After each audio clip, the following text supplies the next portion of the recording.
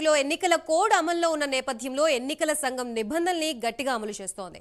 ఆంధ్రప్రదేశ్లో ఇప్పటి వరకు 9 మంది ఐఏఎస్, ఐపీఎస్లని తప్పించింది ఎన్నికల సంఘం. ఎన్నికల నిబంధనల ఉల్లంఘనపై ఏకరకమైన ఫిర్యాదు అందినా వెంటనే స్పందిస్తోంది ఎన్నికల సంఘం. ఈ క్రమంలో మరో 22 మంది ఐపీఎస్లని తొలగించాలంటూ కేంద్ర ఎన్నికల సంఘానికి ఆంధ్రప్రదేశ్ బీజేపీ అధ్యక్షురాలు పురంధేశ్వరి ఫిర్యాదు చేశారు.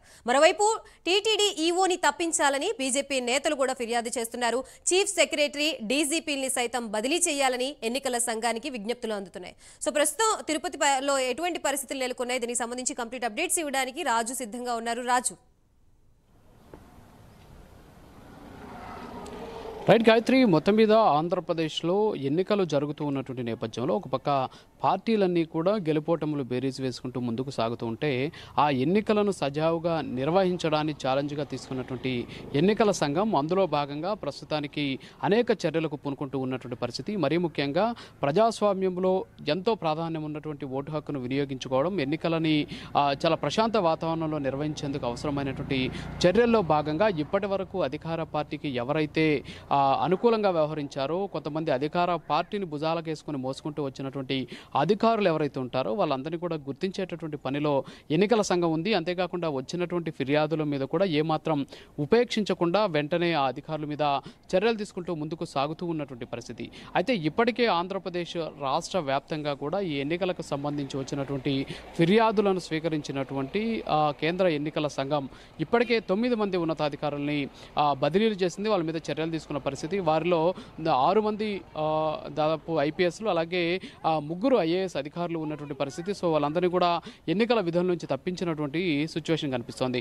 మరోపక్క 22 మంది పోలీసు ఉన్నతాధికారుల మీద చర్యలు తీసుకోవాలి అని చెప్పేసి ఆంధ్రప్రదేశ్ బీజేపీ అధ్యక్షురాలు పురంధేశ్వరి కేంద్ర ఎన్నికల సంఘానికి లేఖ రాశారు. ముఖ్యంగా ఈ ఎన్నికలకు సంబంధించి ప్రస్తుతం ఉన్నటువంటి ప్రభుత్వానికి అనుకూలంగా వ్యవహరిస్తున్నటువంటి అధికారుల వల్ల ప్రజాస్వామ్యంలో ఓటు హక్కు వినియోగించుకోవడం కష్టంగా మారేటటువంటి అవకాశాలు ఉన్నాయి. ప్రశాంత వాతావరణంలో ఎన్నికలు జరిగేటటువంటి పరిస్థితి లేదు కాబట్టి ఈ అధికారుల మీద విచారణ జరిపి వాళ్ళందరినీ కూడా తొలగించాలి, బదిలీ చేయాలి అని చెప్పేసి ఆమె ఇప్పటికే కేంద్ర ఎన్నికల సంఘానికి లేఖ రాసినటువంటి పరిస్థితి.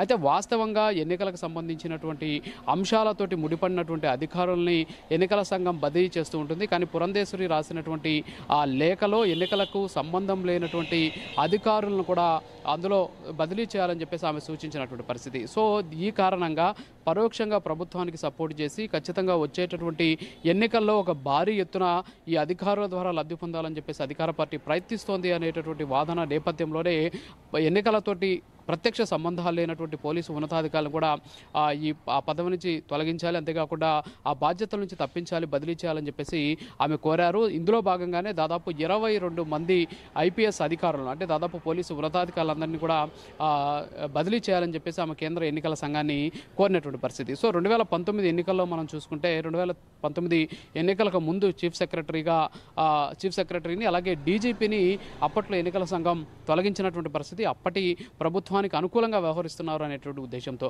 అయితే ఈసారి కూడా అలాంటి పరిస్థితి పునరావృతం అయ్యేటటువంటి అవకాశాలు కనిపిస్తున్నాయనేటువంటి వాదన వ్యక్తమవుతుంది. ఎందుకంటే ప్రస్తుతం ఉన్నటువంటి చీఫ్ సెక్రటరీ అలాగే డీజీపీ ఇద్దరు కూడా ప్రస్తుతం అధికారంలో ఉన్నటువంటి పార్టీకి అనుకూలంగా వ్యవహరిస్తూ ఉన్నారు.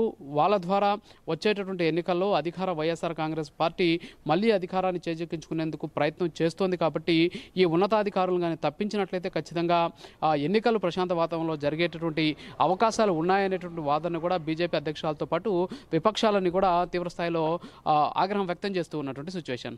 మరోపక్క తిరుమల తిరుపతి దేవస్థానానికి సంబంధించినటువంటి ఎగ్జిక్యూటివ్ ఆఫీసర్గా ఉన్నటువంటి ధర్మారెడ్డిని కూడా ఆ పదవి నుంచి, అంటే ఆ పోస్ట్ నుంచి ఆయన కూడా బదిలీ చేయాలి అని చెప్పేసి తిరుపతికి చెందినటువంటి బీజేపీ నేత, ప్రస్తుతానికి ఆయన ఆంధ్రప్రదేశ్ రాష్ట్ర అధికార ప్రతినిధిగా ఉన్నటువంటి భానుప్రకాష్ రెడ్డి కేంద్ర ఎన్నికల సంఘానికి లేఖ రాశారు. అంతేకాకుండా ఇటీవల సీఎం జగన్మోహన్ రెడ్డి ఏకంగా ఇక్కడ ఉన్నటువంటి ఏదైతే ధర్మారెడ్డి ఉన్నారో ఆయనకి 6 వారాల పాటు ఎక్స్టెన్షన్ ఇవ్వాలి అని చెప్పేసి కేంద్రానికి రాసినటువంటి లేఖను కూడా ఆయన బయటపెట్టినటువంటి పరిస్థితి. సో ధర్మారెడ్డి ఆ పదవిలో కానీ కొనసాగినట్లయితే తద్వారా తిరుపతి ఎన్నికల మీద ఆయన ప్రభావం పడేటటువంటి అవకాశాలు ఉన్నాయి. అంతేకాకుండా టీటీడీ నుంచి ప్రభుత్వానికి అధికార పార్టీకి ఆయన ఎక్కువ మేలు చేస్తున్నారు కాబట్టి ఆయన్ని ఆ పోస్ట్ నుంచి తప్పించాలి అని చెప్పేసి అధికార ప్రతినిధిగా ఉన్నటువంటి బీజేపీ నేత భానుప్రకాష్ రెడ్డి కేంద్ర ఎన్నికల సంఘాన్ని కోరినటువంటి సిచ్యువేషన్. సో దీంతో పాటు ఎక్కడైనా సరే ఎలాంటి సమస్యలు ఉన్నా అధికారులు ఏ తప్పు చేసినా సరే వెంటనే ఎన్నికల సంఘం కూడా స్పందిస్తూ ముందుకొస్తుంది. అంటే దాదాపు 9 మంది పోలీసు ఉన్నతాధికారులు అలాగే ఐఏఎస్ అధికారులని బదిలీ చేయడం అనేది చిన్న విషయం కాదు. ఎందుకంటే ఇందులో దాదాపు 3 వరకు జిల్లా కలెక్టర్లు ఉన్నారు.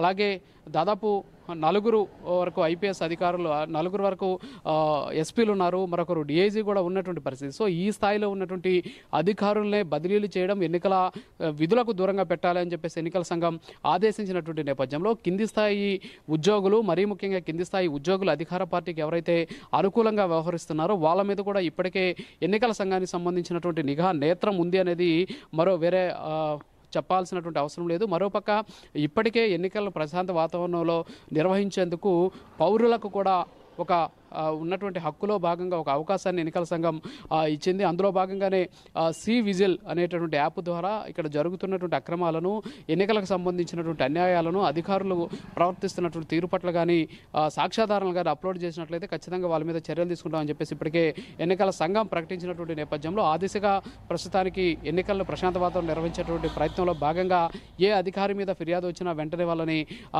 సస్పెండ్ చేయడం కావచ్చు, అంతేకాకుండా బదిలీ చేసేటువంటి ప్రక్రియ కంటిన్యూ అవుతున్న పరిస్థితి. సో ఇప్పటికైనా సరే అధికారులు అధికార పార్టీకి అనుకూలంగా వ్యవహరించకుండా ప్రజాస్వామ్యాన్ని కాపాడే దిశగా ఎన్నికలను ప్రశాంత వాతావరణంలో నిష్పక్షపాతంగా నిర్వహించాలి అనేటటువంటి వాదన అయితే వ్యక్తమవుతూ ఉన్నటువంటి పరిస్థితి. చర్యలు తీసుకుంటున్నటువంటి ఎన్నికల సంఘానికి అటు విపక్షాలు అలాగే ప్రజల నుంచి కూడా